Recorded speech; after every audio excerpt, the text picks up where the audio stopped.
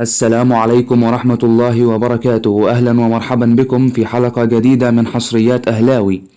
نقدم لكم أخبار الأهلي اليوم، وقبل أن نبدأ لا تنسوا الصلاة على الحبيب. اللهم صل وسلم على نبينا محمد وعلى آله وصحبه أجمعين. وعلى بركة الله نبدأ بالعناوين. اقتراب 4 لاعبين من العودة للمنتخب الوطني بقيادة حسام حسن. أيمن يونس يعلق على تولي حسام حسن مهمة تدريب منتخب مصر، وهل سيحدث صدام مع صلاح بعد ارتباط اسمه بتدريب الجزائر؟ موقف كولر من الرحيل عن الأهلي. الأهلي يجدد عقود ثنائي الفريق، وموقف بيرسيتاو من اللحاق بمباراة شباب بلوزداد. محمد شبانة يفتح النار على وقعة سخرية مدحت شلبي من إمام عاشور. ما حدث لن يمر مرور الكرام. حسم موقف أحمد نبيل كوكا ورضا سليم من خوض مواجهة شباب بلوزداد الجزائري. الأهلي يقرر إعارة مهاجمه الغاني الصاعد صامويل أوبونج للمصرية للاتصالات. فشل انتقال أحمد عبد القادر للدوري التركي، وحقيقة اهتمام نادي الزمالك للتعاقد معه. وإليكم التفاصيل. اقترب 4 لاعبين من العودة لارتداء قميص المنتخب الوطني بعد تعيين العميد حسام حسن مديرا فنيا لمنتخب مصر. واستقر مجلس إدارة اتحاد الكرة برئاسة جمال علام على إقامة مؤتمر صحفي الأربعاء المقبل لتقديم الجهاز الفني الجديد للفراعنة بقيادة حسام حسن. وقرر مجلس إدارة الاتحاد المصري لكرة القدم في اجتماعه مساء الثلاثاء تعيين حسام حسن مديرا فنيا للمنتخب المصري الأول، خلفا المدير الفني البرتغالي روي فيتوريا، وإبراهيم حسن مديرا للمنتخب. عانى محمد شريف مهاجم الخليج السعودي من فترة صعبة مع المنتخب في ولاية البرتغالي روي فيتوريا، حيث انضم على فترات بعيدة رغم مستوياته المميزة، وكان آخرها الاستبعاد من بطولة الأمم الإفريقية. لكن العلاقة بين حسام حسن ومحمد شريف وإيمان العميد بقدرات مهاجم الأهلي السابق تقرب اللاعب من المنتخب من جديد. كذلك لم يحصل رمضان صبحي على فرصته كاملة مع المنتخب الوطني في عهد فيتوريا، لكن الثقة التي يمنحها العميد في قدرات لاعب بيراميدز تجعله من أوائل اللاعبين الذين يعودون لحسابات المنتخب من جديد بعد فترة غياب طويلة. أجبر فيتوريا لاعبه طارق حامد على الاعتزال الدولي بعد الأزمة التي ضربت علاقة الطرفين في معسكر المنتخب قبل الأخير، على خلفية عدم استكمال اللاعب بعض الحصص التدريبية. لكن ثقة حسام حسن في طارق حامد تجعل عودته من الاعتزال الدولي خيارا مطروحا. وتغنى حسام حسن بقدرات حسين الشحات في عدد كبير من المرات، رغم أنه كان بعيدا عن حسابات فيتوريا طوال فترة ولايته للمنتخب الوطني. أكد أيمن يونس نجم الزمالك الأسبق أن قرار تعيين حسام حسن مدير فني لمنتخب مصر قرار صائب جدا وجاء في وقته. وشدد يونس في تصريحاته أن حسام حسن هو الخيار الأفضل في هذه المرحلة لمنتخب مصر بعد رحيل فيتوريا، متوقعا نجاحه مع منتخب مصر. أيمن يونس أكد أن قرار رحيل فيتوريا في هذا التوقيت كان الخيار الأمثل بعد الأداء والنتائج السيئة لمنتخب مصر في بطولة الأمم الإفريقية. وعن فكرة حدوث صدام بين المدير الفني حسام حسن وبين محمد صلاح نجم مصر، أكد يونس أنه لا يتوقع أن يحدث صدام بين الثنائي، لأن لا أحد يريد هذا الصدام. حسام حسن نجم كبير وسيعرف جيدا كيف يتعامل مع محمد صلاح خلال الفترة القادمة.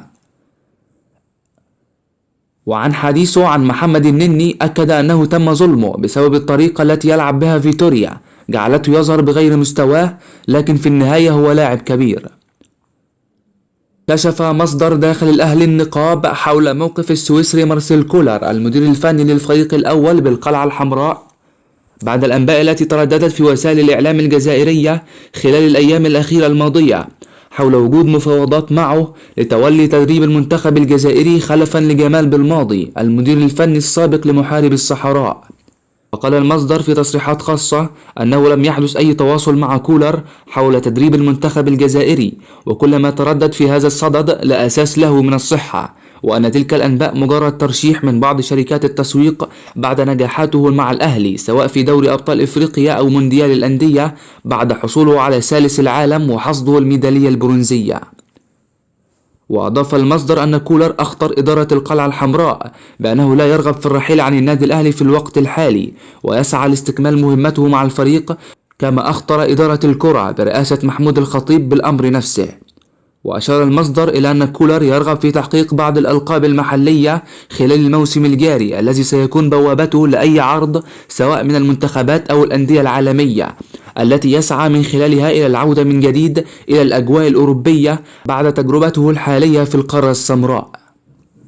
وواصل الفريق الأول بالنادي الأهلي تدريباته على ملعب مختار التتش بالجزيرة استعدادا لمواجهة فريق شباب بلوزداد الجزائري في دور المجموعات لدوري أبطال إفريقيا. انتهى جهاز الكرة في صفوف النادي الأهلي من حسم العديد من القرارات الهامة داخل صفوف القلعة الحمراء، وحسم النادي الأهلي ملف تجديد بعض النجوم بالفريق الأحمر مثل حمزة علاء وأحمد نبيل كوكا، حيث تم الاستقرار على خطوة تمديد وتعديل عقود الثنائي مع الفريق. في الوقت الذي انتهى خلاله النادي الأهلي من ملف تجديد عقد محمد هاني الظهير الأيمن للقلعة الحمراء ومنتخب مصر، يعمل جهاز الكرة في النادي الأهلي على حسم الاتفاق بشكل رسمي مع مصطفى شوبير حارس القلعة الحمراء بشأن تجديد عقده مع الفريق الأحمر.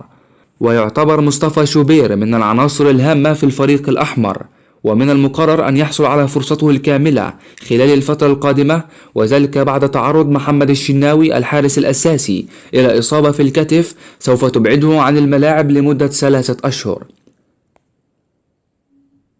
وهناك حالة من الانقسام بشأن تجهيز بيرسي تاو لمواجهة شباب بلوزداد التي من المقرر أن تقام يوم 16 من فبراير الجاري، أو تأجيل مشاركته لما بعد اللقاء المقبل. ويطرح البعض داخل الجهاز الفني فكرة منح بيرسي تاو بعض الوقت للراحة كما حدث مع العناصر الدولية التي شاركت في كأس الأمم الإفريقية، ومن المقرر أن يتضح الأمر بشأن جناح القلعة الحمراء في الساعات القادمة. فتح الإعلامي محمد شبان النار على الإعلامي مدحت شلبي، وذلك بعد الخروج عن النص وتعمد مجاملة الكرة المصرية بشكل غريب خلال تعليقه على مواجهة الهلال والنصر. وقال محمد شبان في تصريحات عبر برنامجه: كلام مدحت شلبي المعلق الرياضي في أحد القنوات السعودية غير مقبول، والأمور لا تحتاج إلى مزايدات مطلقا. وأضاف: لا أعرف ما دخل إمام عاشور وإصابته في حديث مدحت شلبي، وهو لاعب منتخب مصر ولسنا في حاجة للحديث عن اللاعب ومهاراته، وكان من أبرز اللاعبين في كأس أفريقيا رغم أنه خاض مباراتين فقط. وتابع: لا يوجد وجه للمقارنة بين إمام عاشور وسالم الدوسري، وهم ثنائي مميز. وهل يتخيل مدحت شلبي أن هذا التعليق سيجعله محبوب في السعودية؟ وما حدث لا يصح منه، وكنت أتصور أنه سيكون خير سفير لبلده بشكل لائق. وزاد: الأهلي فريق كبير، وإمام عاشور لاعب مميز، والجميع يعلم ذلك، والأندية المصرية كبيرة. وواصل: سخرية مدحت شلبي لن تمر مرور الكرام. اتضح موقف ثنائي النادي الأهلي المحترف المغربي رضا سليم وأحمد نبيل كوكا من خوض مواجهة شباب بلوزداد الجزائري في الجولة الرابعة من دور المجموعات لبطولة دوري أبطال إفريقيا.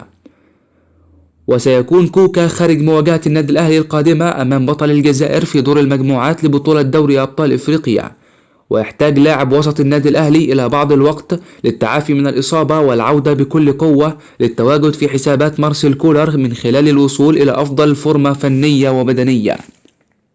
ويفصل كوكا عن المشاركة مع القلعة الحمراء ما يقرب من 10 أيام، وهو ما جعل طبيب النادي الأهلي يبلغ طبيب الفريق بصعوبة مشاركته في مواجهة شباب بلوزداد الجزائري.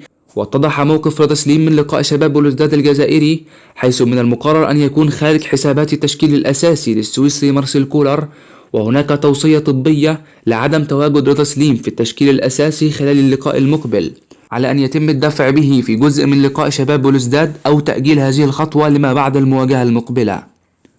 ومن المقرر أن يعتمد السويسري مارسيل كولر على خدمات حسين الشحات في التشكيل الأساسي خلال المواجهة الصعبة المقبلة في الجزائر، والتي يطمح خلالها الفريق الأحمر لحصد النقاط الثلاثة. قرر مسؤول النادي الأهلي إعارة الغاني صامويل أوبونج لاعب الفريق الذي تم التعاقد معه مؤخرا لنادي المصرية للاتصالات من أجل اكتساب الخبرات والاحتكاك المناسب، على أن يعود اللاعب بعد الإعارة واكتساب الخبرات للأهلي.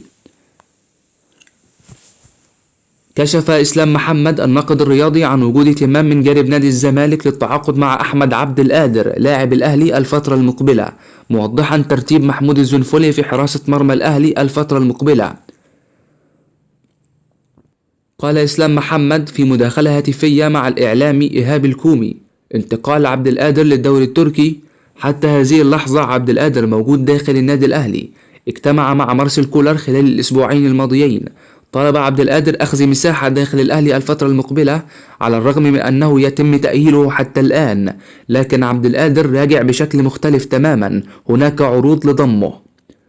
أوضح إسلام محمد: هناك أشخاص تواصلوا مع أحمد عبد القادر للانتقال للزمالك واستطلعوا رأيه في مسألة انتقاله للفارس الأبيض في الانتقالات الصيفية، وبالفعل هناك اهتمام تركي، لكن لم يصل أي عروض رسمية للأهلي لضم عبد القادر الفترة المقبلة. وهنا قد وصلنا لنهاية أخبارنا اليوم، وفي النهاية لا تنسوا دعمنا بالاشتراك في القناة وتفعيل زر الجرس حتى يصلكم كل جديد، وأشكركم وتحياتي لكم، والسلام عليكم ورحمة الله وبركاته.